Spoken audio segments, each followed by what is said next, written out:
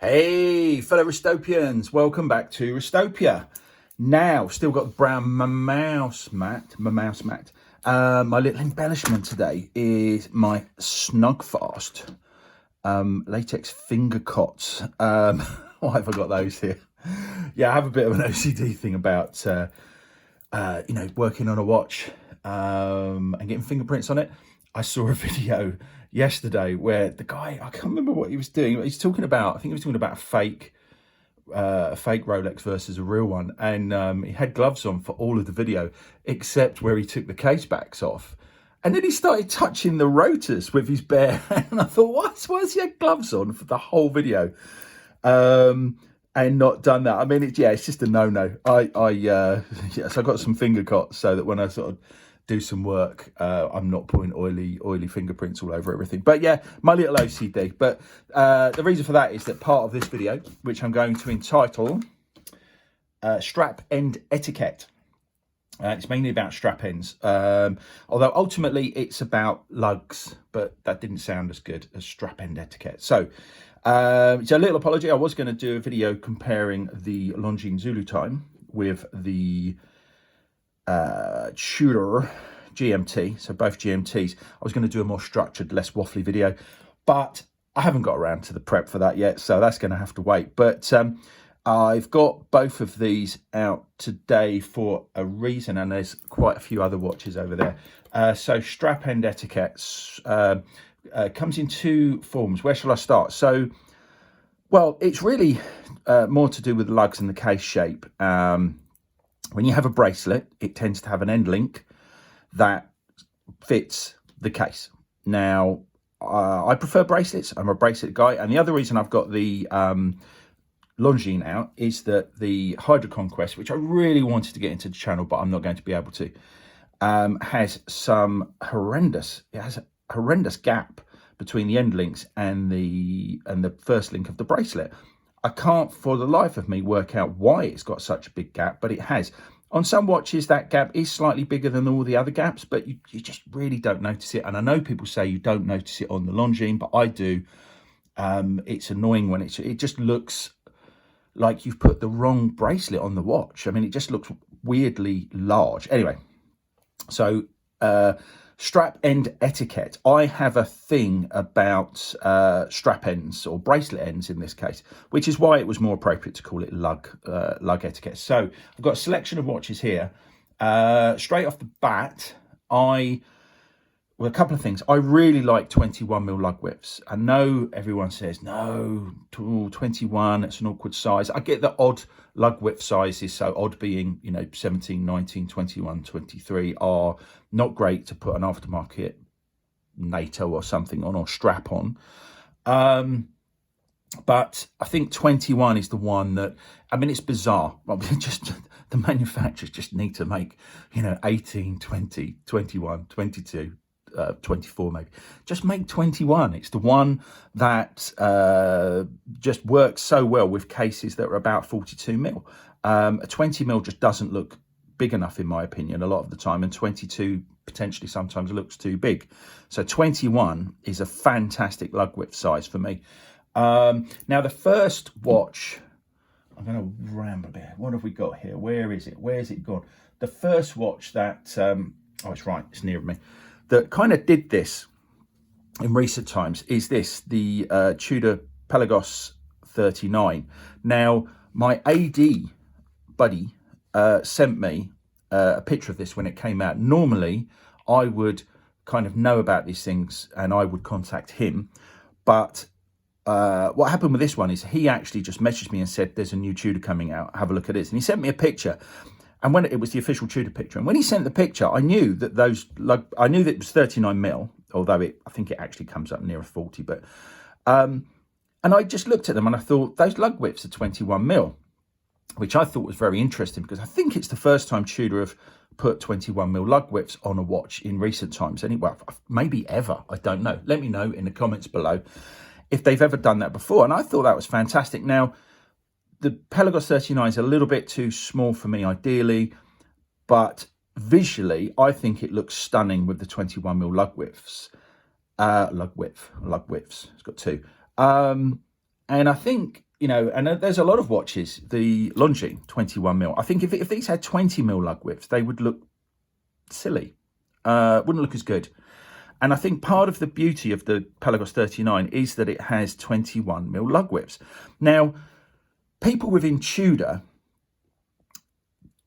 I noticed, I'm not like saying, oh, aren't I great? I noticed immediately, 21mm lug widths. But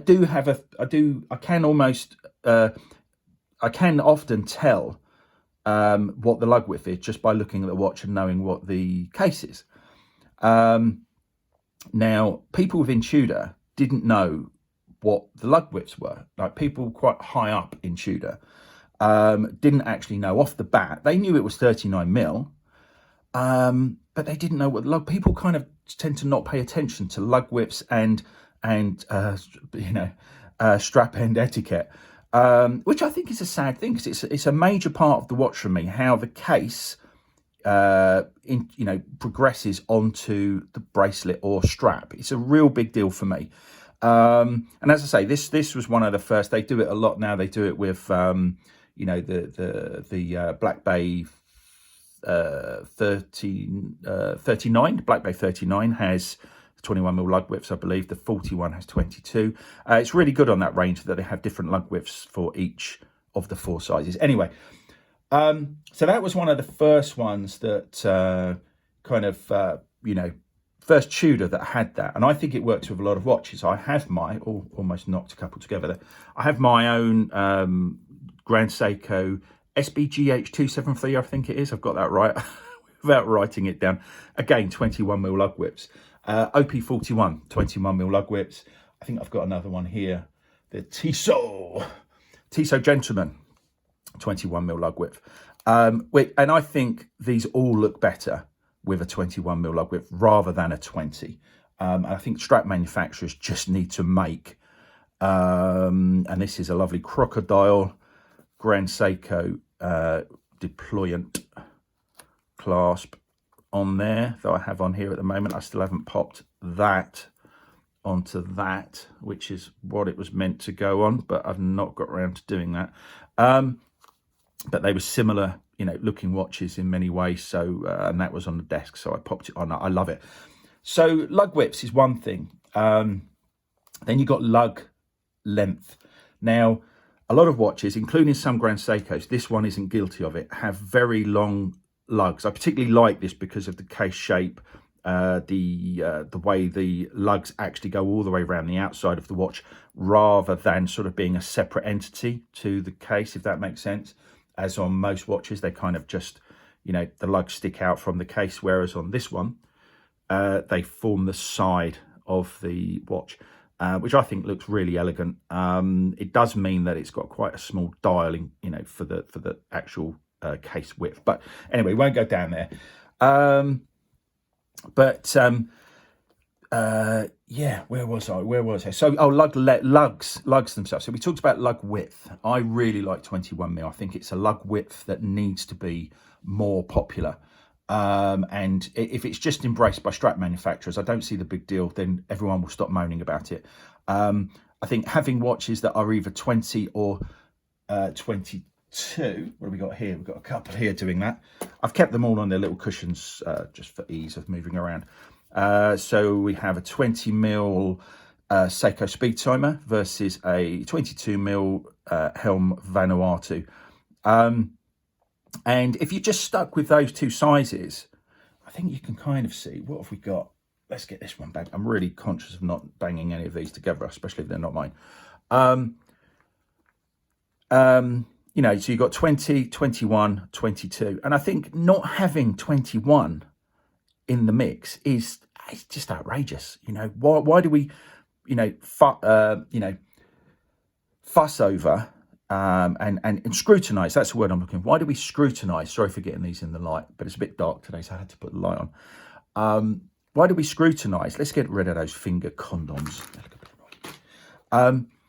Why do we scrutinize like so many other things, but lug width, length, etc. just seems to get ignored. People don't really comment on it too much, but it is a big deal for me. So I think 21mm lug width is a fantastic thing. So moving on to lug the lugs themselves. Now, as I was saying, Grand Seiko have a lot of watches with just very long lugs, and Seiko also. It seems to be one of their things, which I don't like. I don't like that long. So by long, I mean, you know, from the case out. Now, here's my Helm Vanuatu in steel. There aren't too many things I dislike about this. I really like it for the money. One of the things was it has very thin lugs left to right. And so that makes them look very long. So they look like long fingers. Now, on a bracelet, that doesn't really matter too much. But if you pop this on a strap, you really notice how long and thin they are. Now, that was one of the things I didn't like about this. So long slash thin lugs are really not for me. And something else that isn't for me is, let me get the Seiko speed timer back. When you have a bracelet that doesn't, it has a sort of semi-flat join, so that end link isn't curved to the case. It's slightly curved, but it's not fully curved to the case. I find that quite annoying. I tend to wear my watches on the bracelets they come on, so I would prefer that to be curved fully. If you are going to swap this out for a strap, having a completely straight end there is an advantage. And I do have a Seiko hiding somewhere that I've never had on the channel, but it wasn't in my State of Collection 2 video. So I'm really up a bit, aren't I? And it has completely straight, you know, case ends that meet the lugs, meet the end links. And that's great if you want to put a strap on. But then the other thing that comes into play there is gap. I cannot stand a gappy strap. So we've already had the TSO on with the leather strap. So I'm going to take that off here because it's on black, so it's difficult to see the gap. But if I just hold it in my hand, can you see that with the light? You know, you can see how much, and it's on a brown.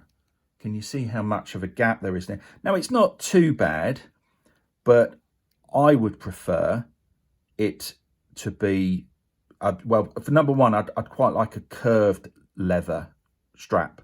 Now, I don't like fitted to case leather. I think that looks a bit odd. I haven't got a fitted to case rubber because both of my Tudors are actually not on their fitted to case rubber deployant straps. So, but they would be actually completely fitted to the case, which I think is my preferred look. I don't really like rubber when there's a slight gap there, which some Breitlings have that. They look fitted, but they're not. They're actually off the case a bit, but they are curved.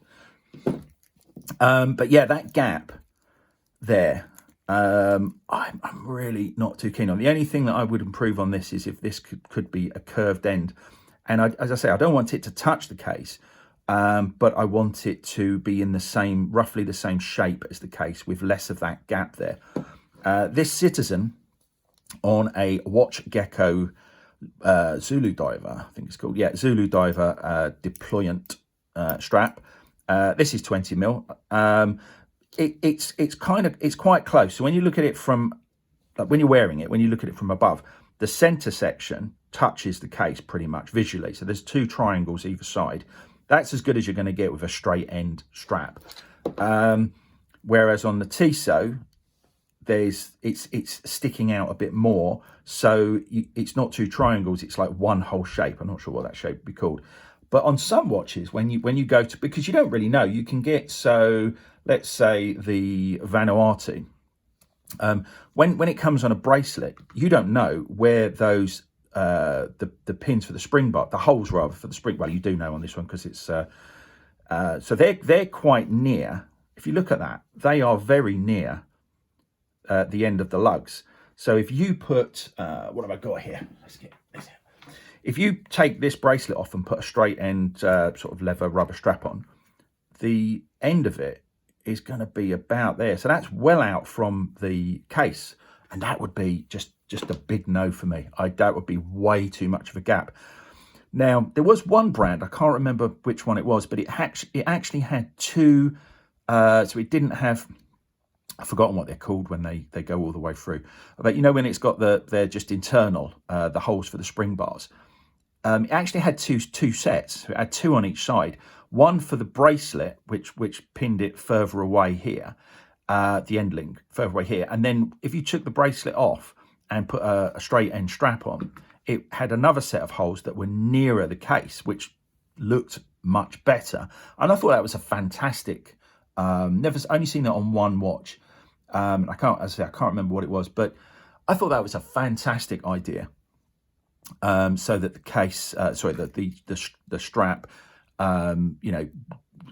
it wasn't too far away from the case. But I think these things are important. What have I got? I've got one other type here.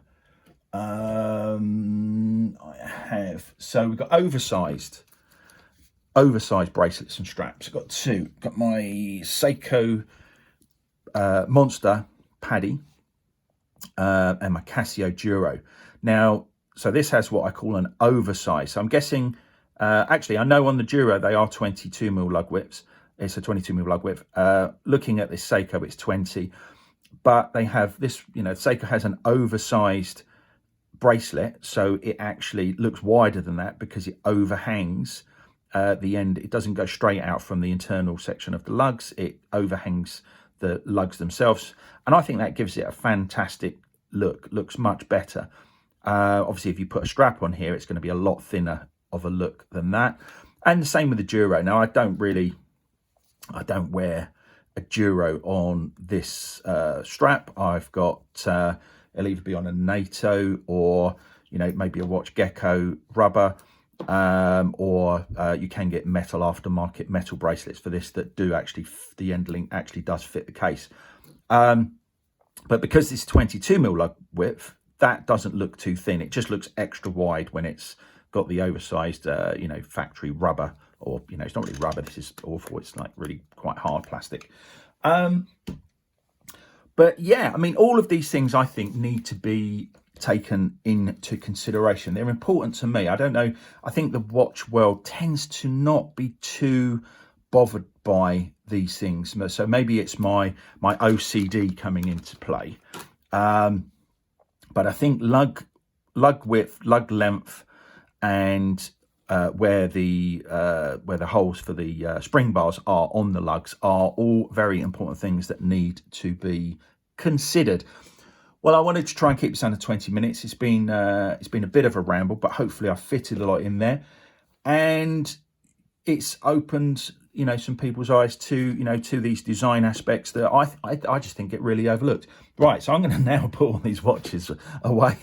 Have a great day. Let me know if you've got any comments or questions in the comments below. Hi to all my new subscribers. Thank you very much for subscribing. Hope you like the content. Hope you like to see more. But for now, one wrist, live it.